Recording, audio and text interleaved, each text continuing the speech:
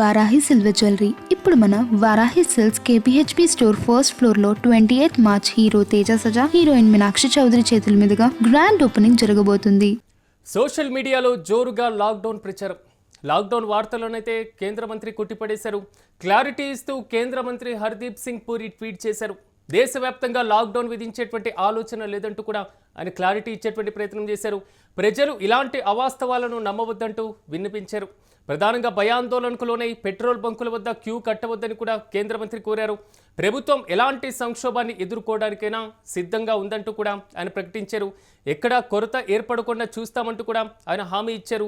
ఈ నేపథ్యంలో హర్దీప్ సింగ్ పూరి కూడా ట్వీట్ చేయడం జరిగింది. ట్వీట్లో ప్రధానంగా దేశవ్యాప్తంగా లాక్డౌన్ వచ్చేటువంటి అవకాశాలు ఉంది అనేటువంటి ఆందోళనలో ఉన్నటువంటి ప్రజలకు కొంతవరకు క్లారిటీ ఇచ్చేటువంటి ప్రయత్నం చేశారు.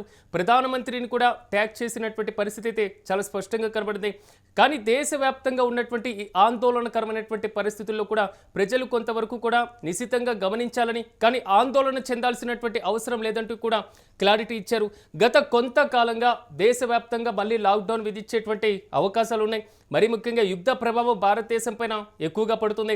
దేశంలో ద్రవ్యోల్బణం విపరీతంగా పెరిగేటువంటి అవకాశాలు కనబడుతున్నాయి. సో దేశానికి రావాల్సినటువంటి ముడి చమురు రాకుండా, సో దేశంలో ధరల పెరుగుదల గణనీయంగా పెరిగేటువంటి ఛాన్సెస్ కనబడుతున్నాయి అనేటువంటి ప్రచారం మాత్రం సోషల్ మీడియాలో జోరుగా సాగినటువంటి పరిస్థితిని కూడా మనం గమనించాం.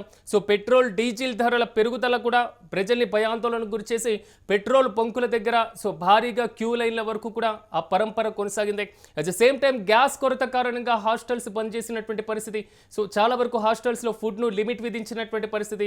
హోటల్స్లో కూడా గ్యాస్ కొరత కారణంగా విపరీతమైనటువంటి ఇబ్బందులు ఎదుర్కొంటున్నారు. అంటే ఎక్కడో జరుగుతున్నటువంటి యుద్ధ ప్రభావం భారతదేశంలో మన దగ్గరికి, మన ఇంటి దగ్గరికి వరకు కూడా వచ్చింది అనేది మాత్రం క్లియర్ కట్గా అర్థమవుతుంది. ఈ నేపథ్యంలో కేంద్ర ప్రభుత్వం తక్షణమే కీలకమైనటువంటి నిర్ణయాలు తీసుకోబోతుంది. లాక్డౌన్ రాబోతుంది, దేశవ్యాప్తంగా మళ్ళీ లాక్డౌన్ కరోనా టైం లాగా ప్రచారం చేయబోతున్నారు అనేటువంటి ప్రచారం మాత్రం క్షేత్రస్థాయి వరకు వెళ్ళినటువంటి పరిస్థితి.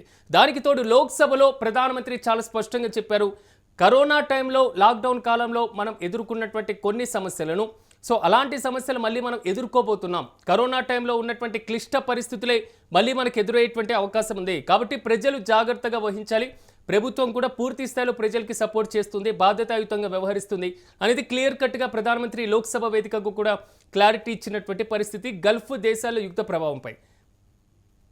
ఎస్, ఈ నేపథ్యంలో ఒకసారి కేంద్ర మంత్రి ఏమన్నారో చూద్దాం. కేంద్ర మంత్రి చెప్పినటువంటి మాటల తర్వాత అసలు దేశవ్యాప్తంగా లాక్డౌన్కు ఉన్నటువంటి పాసిబిలిటీస్ ఏంటి, కేంద్ర మంత్రి చెప్పినటువంటి మాటల్లో ఇప్పుడున్నటువంటి విషయాలను ఒకసారి బేరీజ్ వేసుకున్నాక మరోసారి మనం చెప్పుకునేటువంటి ప్రయత్నం చేద్దాం.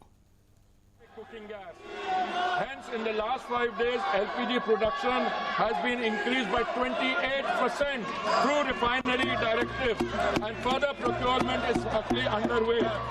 Modi government's foremost priority is that the kitchen of India's 33 crore families, especially the poor and the underprivileged, do not face any shortage.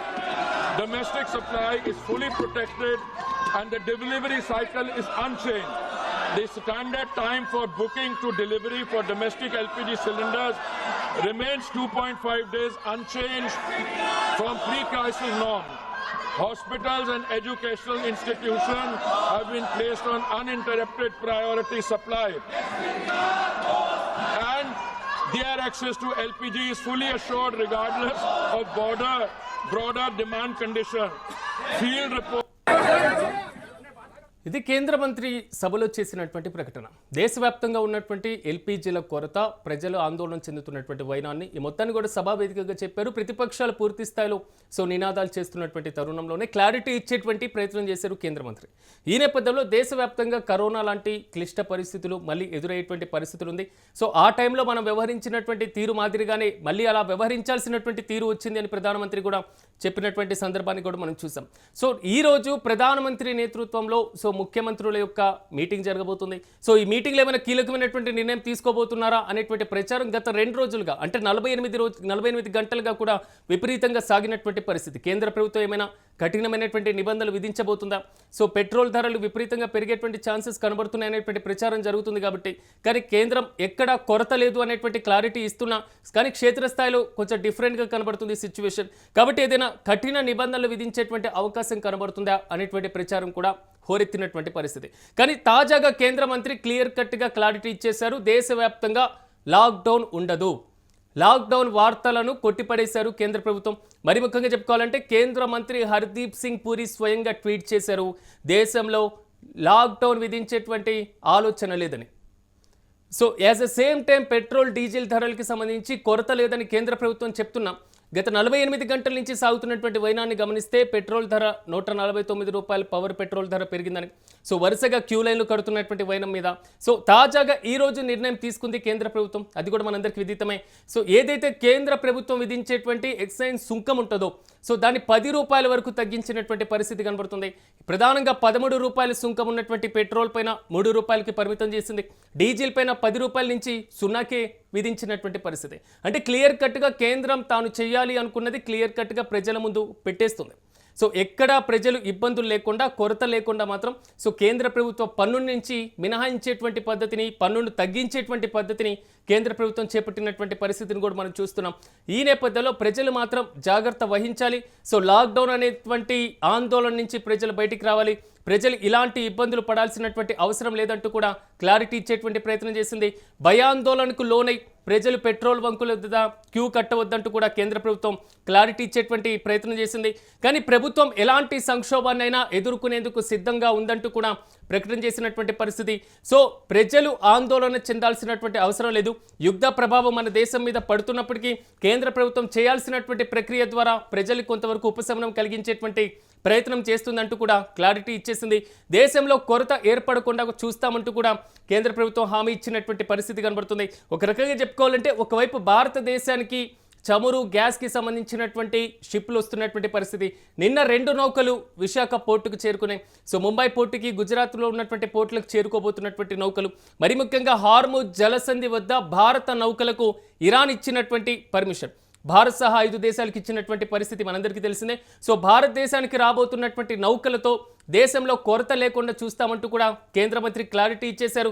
So మీరు ఆందోళన చెందొద్దు, ప్రజలు ప్యానిక్ అవ్వాల్సినటువంటి అవసరం లేదు. ఎక్కడ కొరత ఏర్పడుతుందో అనేసి పెట్రోల్ బంకుల దగ్గర, సో గ్యాస్ సిలిండర్ల దగ్గర కూడా కొట్లాడాల్సినటువంటి అవసరం లేదంటూ కూడా కేంద్రం క్లారిటీ ఇచ్చింది. గ్యాస్ విషయానికి వస్తే ఒకసారి నిన్న షేక్పేట్లో జరిగినటువంటి ఘటనని కూడా మనం చూసాం. గ్యాస్ బండి కనబడితే చాలు ప్రజలు దాన్ని లాగేసుకునేటువంటి పరిస్థితి వరకు కూడా నిన్న భాగ్యనగరం ఒక వేదికగా మారింది. వెంటనే వారికి కూడా సర్ది చెప్పేటువంటి ప్రయత్నం చేశారు ఏజెన్సీలు. అంటే కొంతవరకు బుక్ చేసిన సో 10 రోజులు గడుస్తున్నా ఇంకా గ్యాస్ రాకపోవడం మాత్రం ప్రజల్లో కూడా ఆందోళన కలిగించినటువంటి విషయం. ఈ నేపథ్యంలో కేంద్ర మంత్రి అయితే క్లారిటీ ఇస్తున్నారు, దేశంలో లాక్డౌన్ ఉండబోదు, లాక్డౌన్ విధించాల్సినటువంటి పరిస్థితి రాదు, లాక్డౌన్ని ఇప్పట్లో విధించేటువంటి పరిస్థితి లేదు, ఇప్పుడున్నటువంటి పరిస్థితులు లాక్డౌన్కి అర్హత లేనివి. ఇది క్లియర్ కట్గా కేంద్ర మంత్రి చెప్తున్నటువంటి మాట. కాబట్టి ఆందోళన చెందవద్దు ప్రజలు అనేది మాత్రం సో కేంద్రం క్లారిటీ ఇచ్చేటువంటి ప్రయత్నం అయితే చేస్తుంది. కాబట్టి మీరు కూడా ఆందోళన చెందాల్సినటువంటి అవసరం లేదు.